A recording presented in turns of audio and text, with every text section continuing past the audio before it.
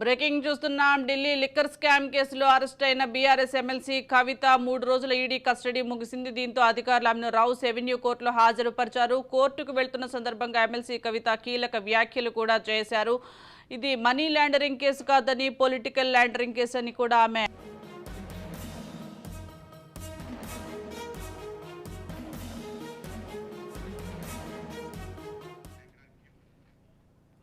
April 1న కవిత bail పిటిషన్పై కూడా విచారణ జరగనుంది. ఇక ఏప్రిల్ 9 వరకు జ్యుడిషియల్ రిమాండ్ విధించనున్నారు కవితకు. అలాగే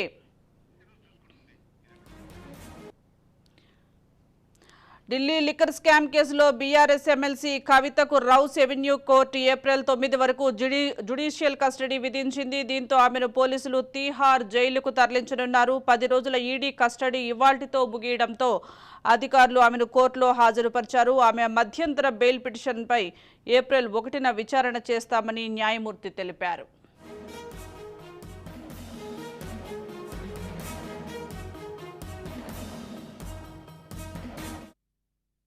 This is not a money laundering case, it is a political laundering case.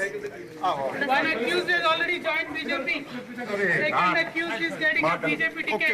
Third accused has given 50 crores in electoral bonds. This is not a money laundering case, it is a political laundering case. It is a fabricated and false case. We will come out very clean. Jai Telangana. Jai Karnataka. Jai Telangana. Jai Telangana. No. They are fighting it out. It is an illegal case. This is not a money laundering case. It is a political laundering case. One accused has already joined BJP. Second accused is getting a BJP ticket. Third accused has given 50 crores in electoral bonds. This is not a money laundering case. It is a political laundering case. It is a fabricated and false case. We will come out very clean. Jai Telangana. Jai Karnataka. Jai Telangana. Jai Telangana. No. They are fighting it out. It is an illegal case. This is not a money laundering case. It is a political laundering case. One accused has already joined BJP. Second accused is getting a BJP ticket. Third accused has given 50 crores in electoral bonds. This is not a money laundering case. It is a political laundering case. It is a fabricated and false case. We will come out very clean. Jai Telangana. Jai Karnataka. Jai Telangana. Jai Telangana. No. They are fighting it out. It is an illegal case. This is not a money laundering case. It is a political laundering case. One accused has already joined BJP. Second accused is getting a BJP ticket. Third accused has given 50 crores in electoral bonds. This is not a money laundering case. It is a political laundering case. It is a fabricated and false case. We will come out very clean. Jai Telangana. Jai Karnataka. Jai Telangana. Jai Telangana. No. They are fighting it out. It is an illegal case.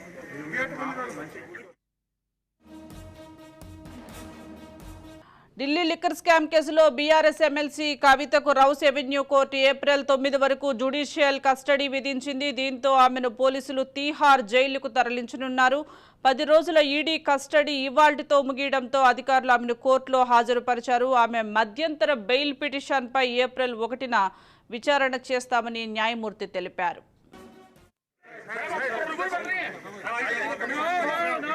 They are fighting it out. It is an illegal case. This is not a money laundering case. It is a political laundering case. One accused has already joined BJP. Second accused is getting a BJP ticket. Third accused has given 50 crores in electoral bonds. This is not a money laundering case. It is a political laundering case. It is a fabricated and false case. We will come out very clean. Jai Telangana. Jai Karnataka. Jai Telangana. Jai Telangana.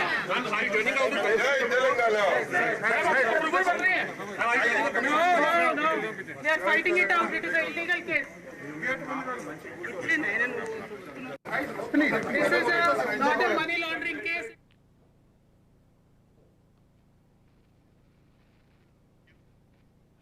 Delhi liquor scam కేసులో arrest అయిన BRS MLC కవిత 3 రోజుల ED custody ముగిసింది. దీంతో అధికారులు ఆమెను rows avenue కోర్టులో హాజరుపరిచారు. కోర్టుకు వెళ్తున్న సందర్భంగా ఎమ్మెల్సీ కవిత కూడా కీలక వ్యాఖ్యలు చేశారు. ఇది మనీ లాండరింగ్ కేసు కాదు, పొలిటికల్ లాండరింగ్ కేసు అని ఆమె ఎద్దేవా చేశారు. ఢిల్లీ లిక్కర్ స్కామ్ కేసు నుండి కడిగిన ముత్యంలా బయటకు వస్తారని కూడా ధీమా వ్యక్తం చేశారు. లిక్కర్ స్కామ్ కేసులో ఒక నిందితుడు ఇప్పటికే బీజేపీలో చేరాడు. మరో నిందితుడికి ఆ పార్టీ టికెట్ ఇచ్చిందని ఆరోపించారు. మూడో నిందితుడు ఎలక్టోరల్ బాండ్ల రూపంలో బీజేపీకి 50 కోట్ల రూపాయలు ఇచ్చాడని కూడా సంచలన వ్యాఖ్యలు చేశారు. ఈ కేసుకు నుండి తాను క్లీన్గా బయటకు వస్తానని కూడా అన్నారు. ఎట్టి పరిస్థితుల్లోనూ అప్రూవర్గా మారనని కూడా కవిత తేల్చి చెప్పారు. తాత్కాలికంగా అరెస్టు చేయవచ్చు కానీ మా ఆత్మస్థైర్యాన్ని కూడా దెబ్బతీయలేరన్నారు. ఇక కస్టడీ ముగియడంతో తీహార్ జైలుకు వెళ్లనున్నారు ఎమ్మెల్సీ కవిత. దీనికి సంబంధించి కాసేపట్లో తీహార్ జైలుకు తరలించనున్నారు ఈడీ అధికారులు. ఇక ఏప్రిల్ 1న కవిత బెయిల్ పిటిషన్పై కూడా విచారణ జరగనుంది. ఏప్రిల్ 9 వరకు జ్యుడిషియల్ రిమాండ్ విధించారు. దానికంటే ముందు కొడుకు పరీక్షలు ఉన్నాయని కూడా కవిత అడిగినట్లుగా తెలుస్తోంది. అయితే కోర్టుకు వెళ్లే ముందు కడిగిన ముత్యంలా వస్తానన్న కవిత కామెంట్స్ చేయడం ఇప్పుడు చర్చనీయాంశంగా మారింది. దీనికి సంబంధించి మోర్ అప్డేట్స్ మా క్రైమ్ బ్యూరో చీఫ్ ఇన్నారెడ్డి అందిస్తారు. ఇన్నారెడ్డి,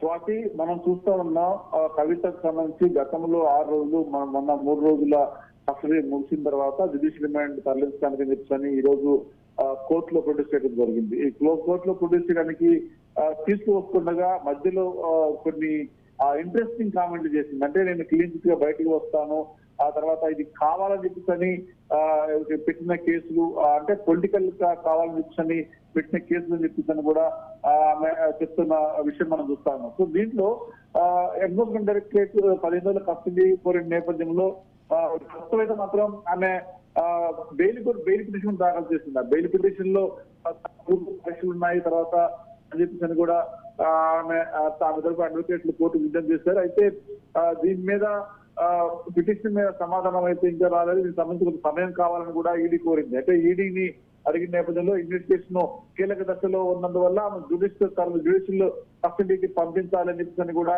15 రోజులు జ్యుడిషియల్ కస్టడీ పంపించాలని కూడా ఎన్ఫోర్స్మెంట్ డైరెక్టరేట్ కోర్టు కోరిన నేపథ్యం చూస్తాను. అయితే మరో పక్కన దీనికి సంబంధించి ఇప్పటి వరకు కూడా ప్రతిసారి కూడా విచారణకు హాజరైంది. తనకు తెలిసిన సమాచారం మొత్తాన్ని కూడా ఎన్ఫోర్స్మెంట్ అధికారుల ముందు ఉంటుంది కాబట్టి అందుకు బెయిల్ ఇవ్వాలి, తర్వాత కుమారుడికి ఎగ్జామ్స్ ఉన్నాయని చెప్తున్న విషయాన్ని కూడా కోర్టు ముందు నేపథ్యంలో ప్రస్తుతం మాత్రం ఇరువైపుల వాళ్ళ కోర్టు రౌస్ అవెన్యూ న్యాయస్థానం ప్రస్తుతం మాత్రం ఆ తీర్పుని రిజర్వ్ చేసింది.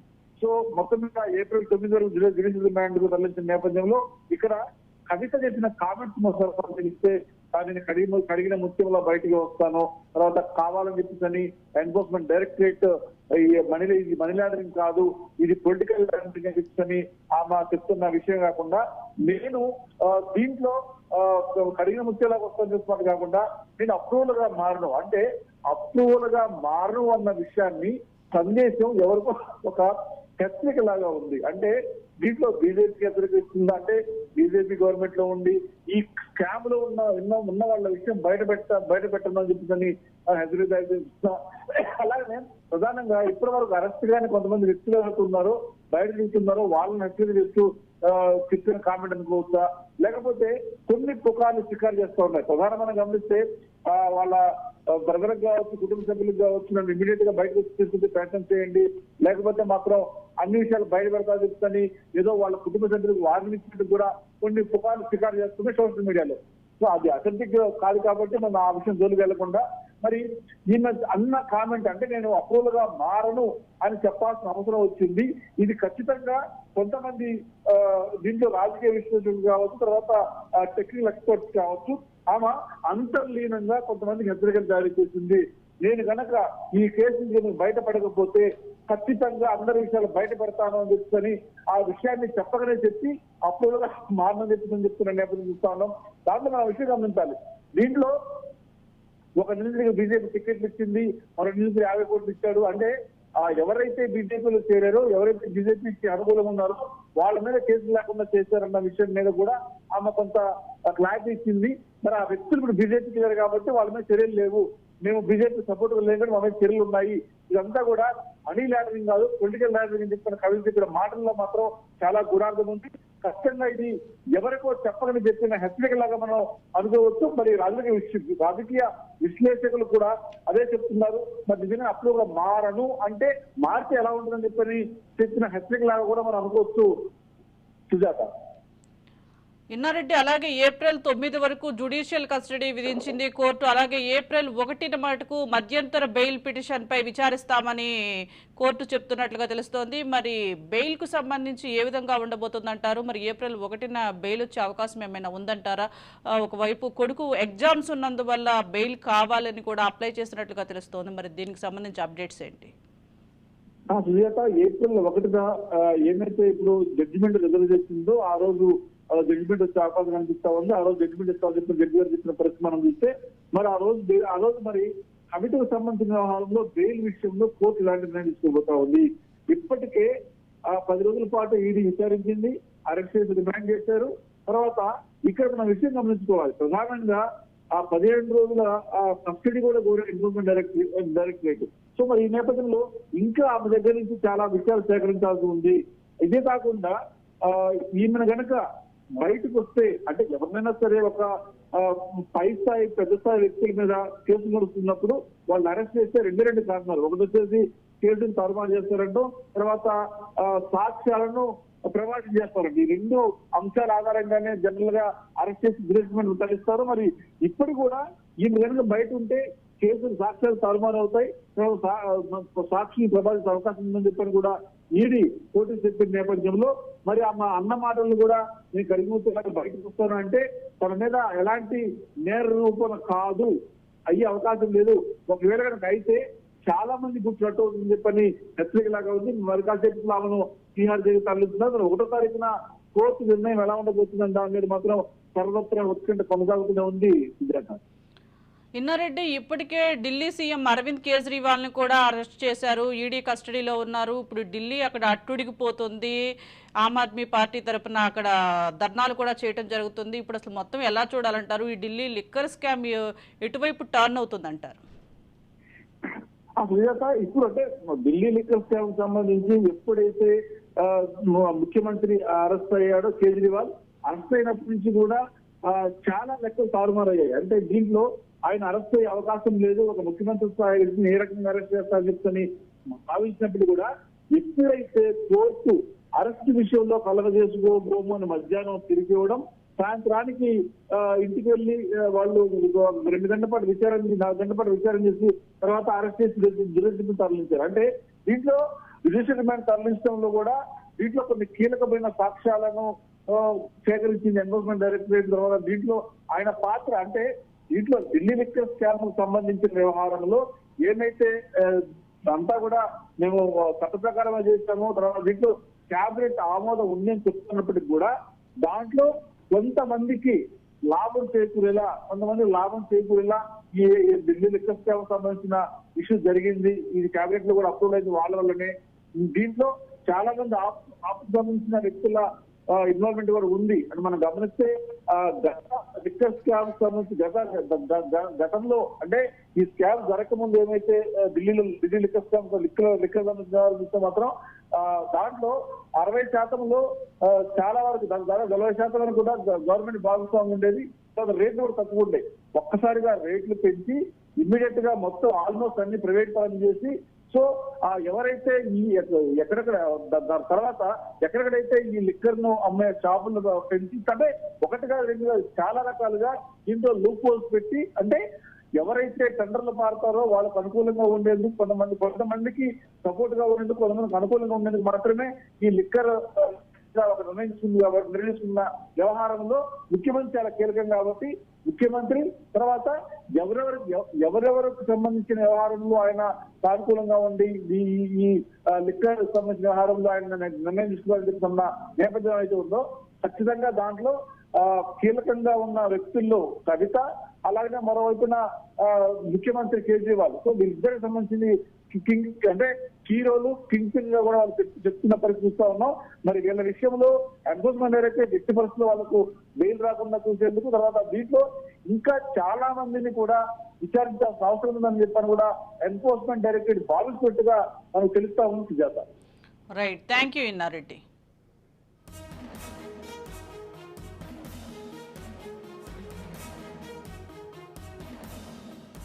Come out very clean.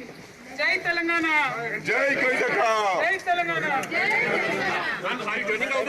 Telangana. No. They are fighting it out. It is an illegal case. This is not a money laundering case. It is a political laundering case. One accused has already joined BJP. Second accused is getting a BJP ticket. Third accused has given 50 crores in electoral bonds. This is not a money laundering case. It is a political laundering case. It is a fabricated and false case. We will come out very clean. Jai Telangana. జై కవితక్క. Jai Telangana. జై తెలంగాణ.